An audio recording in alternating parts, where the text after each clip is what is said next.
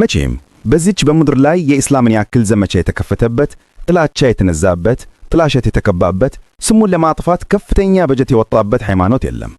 ነገር ግን ይህ ሁሉ ልፋታቸው ውጤት አልባ መሆኑን በተለያዩ ጊዜ እያየን ነው። በርካቶች ኢስላምን እየተቀበሉ ነው። እስኪ ይህን ቪዲዮ አብረን እንመልከት።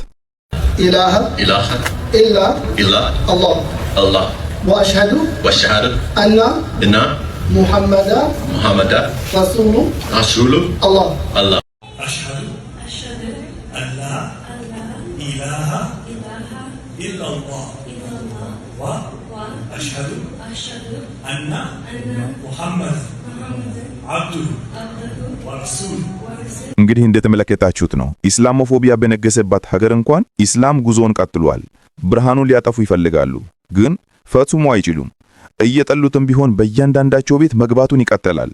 ይህ ብቻ አይደለም፣ ኢስላምን ለማጥፋት ባወጡት በጀት ሁሉ ይጸጸቱበታል። ለየብሉغن هذا الأمر ما بلغ الليل والنهار الله أكبر.